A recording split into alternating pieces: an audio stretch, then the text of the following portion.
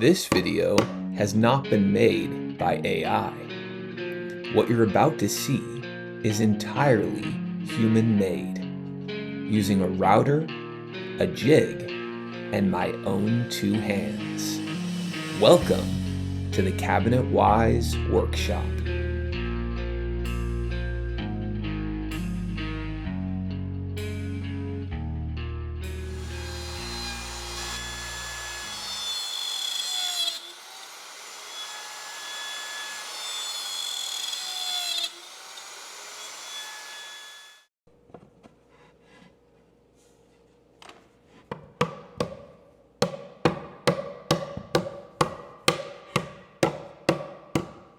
Hello everyone, and thanks for joining me yet again for another video. Today I'm going to build half-blind dovetail drawers.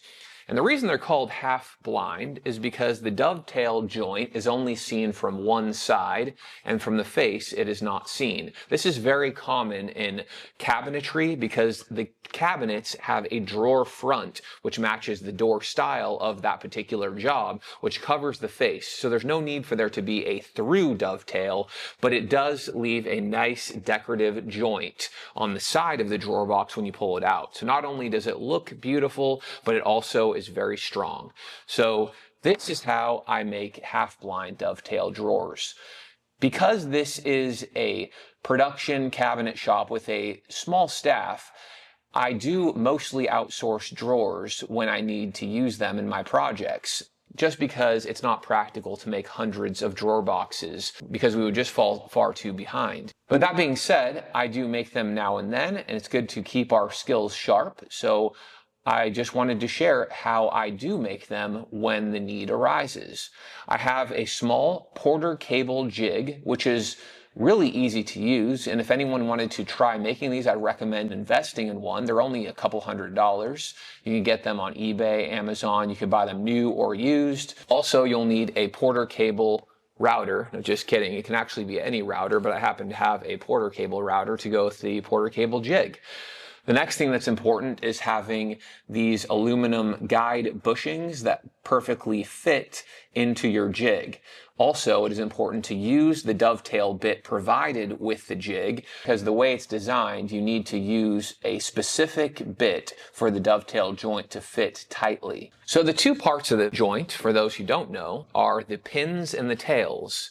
So this jig allows us to cut both simultaneously by putting one piece on the top of the jig and another piece on the front, the face of the jig. First thing in starting out is I mill up my wood. In this case, I'm using maple, which is what I mostly use for drawer boxes because it's very hard and durable. I mill up the maple to 5/8 thickness. I then pre-sand each part. Once they're pre-sanded, I then lay them out in their correct position, because having the positions laid out and oriented correctly is very important when it comes time to use this jig. Once the jig is dialed in and the pieces are oriented, it goes very smoothly and quickly, extremely easy to use. But that being said, there are a lot of places where an error could be made, whether you're routing the pins or the tails on the wrong side of the wrong piece of wood, or the one on the top that was supposed to be in the bottom, or etc. So we take these two pieces, and remember, we're going to be doing the routing on the insides. You take each piece, and then you're going to actually flip it around and then set it in the jig. Now, when it comes to the orientation of each drawer part, now that you've labeled them, it's important to note that the sides of the drawer box always go in the front of the jig vertically, and the front and the back always go in the top of the jig horizontal. The front and the back on the top horizontal, and the sides in the front vertically. Then it's important to note that these pieces are offset when they're set in the jig. They cannot align together. They need to be offset, and this is by design. Once you have your workpiece set in place, you'll first want to set this fingerboard in the correct place in relation to the wood. You want to make sure the fingers are centered just so that you have proportional dovetail cuts in your piece. So once that's all dialed in, it's centered, your pieces are correctly offset, you may want to do a couple sample runs just to get the correct fitment and placement of your pins and tails that you would like to have.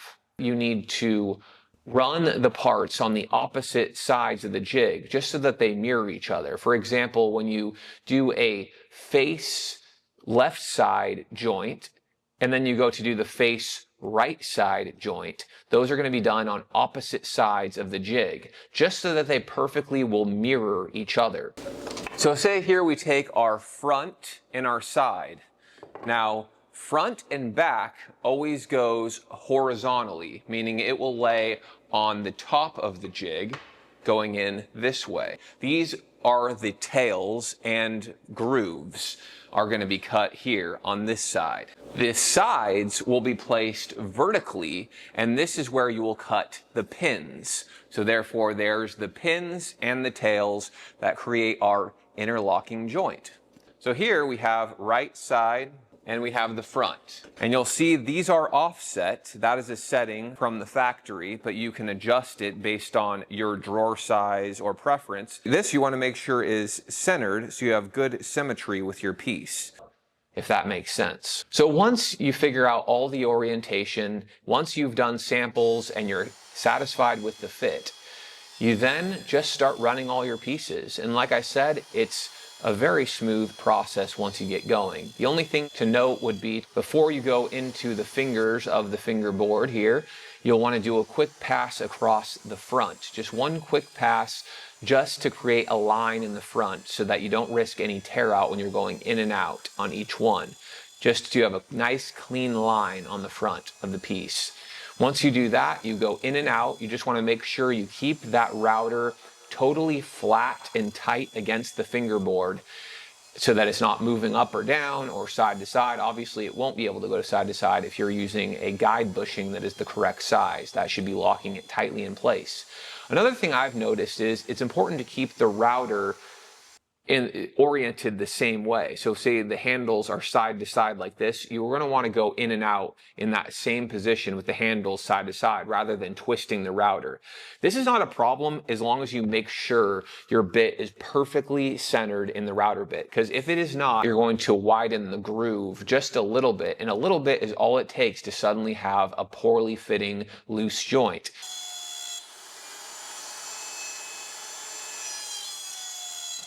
And once you have all your nice, clean pieces, you really don't want to test fit them all together. That's what the sample is for. Do as many samples as you need till you have a nice, tight fit. But once you have your actual drawer parts, you really don't want to be putting them together and taking them back apart, because that's only going to loosen the joint.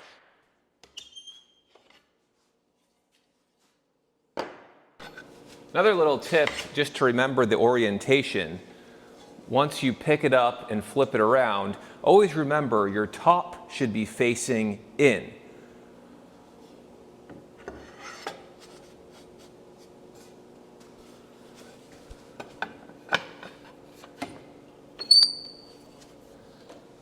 Remember, sides on the face of the jig, front and back on the top of the jig. So recently, as the channel has been growing, and thank you so much for all your support, it's been wonderful to see that people are interested in these videos, but as it's grown, I've noticed the demographics are leaning towards, well, not particularly a young audience. Well, let's just say I am going on 40 years old myself, and I would be on the young side of what my demographics show are my current audience, which makes sense because past generations have prioritized working with their hands, building things. I also know a lot of people enter into retirement and they like to do this as a hobby. But that being said, I think there has to be some way to get to these younger people, not to sound too cliche about young people not wanting to work and all. I know they want to work in other ways, such as streaming video games, I've heard is popular. It would be good if there would be some uprising of young people that want to get into these trades, because Someone has to make things. And yes, people talk about robots in factories, but I still think there's something that has to bridge the gap. I think that has certain limitations, and I think people still do need to make things. I mean, even if it's not a necessity in the future, I think it's a necessity as a human being to make things and create things with your hands. I feel like a lot of them don't realize the satisfaction you can get in, you look at the wood, you feel it, there's something visceral and primitive about wood and working with wood. And the same thing goes for people who work with stone or with metal. And then you're shaping it into something, you're making something. And without someone to make the things, there is no things. So today I'm going to build 3 dovetail drawer boxes, and then I'm going to put them in my storage cabinet so I then have a place to store my things. A thing to store things. And once all the pieces are run, you'll need to cut a dado groove in the bottom for the platform. While you could have the dado on the sides run all the way through, you really can't do that on the front and the back piece, because you'll be able to see that through your dovetail joint, and you don't want that. So you'll want to stop before the end. And that's easier to do with the router bit on a router table, so I'll just run them this way. So then once I have my parts cut for the bottom, it's time to assemble the drawer boxes. So I'll just put glue on each joint, slide in the bottom, tap them together. They should go together fairly easily with a mallet, but it should not be too easy, because again, you don't want a loose fit. It shouldn't come apart immediately after putting it back together. It should fit nice and snug. And then I'll still throw on a couple clamps just to make sure it's tight as it's gluing. And then I'll just let those all glue up. I do think it's important to keep our skills sharp, and that is a little bit of the theme in today's video. We are all being replaced by AI. I don't think it's that exciting, to be honest, because then what use do we have as human beings? In tech, a lot of people are currently being replaced because AI can already do the programming and the developing that humans currently do. However, it's going to take many more steps to get to the point where the factories and the machining is set up to be able to do what we currently do. And yes, some of that exists now, but there will be a lot of time before that fully takes over. So my view is people like us will be the last to be replaced, which is why it's so important to pass on these skills to future generations. And perhaps the reason I'm thinking about this so much is because my wife and I are currently expecting our first child. And we actually found out it is 2 children, yes, twins, twin sons. And it's got me thinking about all the things that I will be able to teach and pass on to them, and how important it is as people who make and create things, not just woodworkers, but just people who build, who know how to conceptualize, start, and finish something. And it's important to pass on these skills to future generations. So that's kind of also ties in with why I wanted to do this channel, was to share the things I've learned and also continue to learn while filming my progress. And I plan to do that going forward. I'm going to push myself and even learn more than what I've already learned in the past 20 years and share that as well. And perhaps through this, we can all be sharing these skills and prepare ourselves with the information and knowledge and abilities to then pass to future generations. Once these are all sanded, I can then put on my locking devices. I've specifically made these for Blum tandem slide. So now I have a thing to store things that I made, to store things that I make things with, to just bring it all full circle. So I have now made the thing that I need to hold the things that I make the things with. And that's all I have to say about that.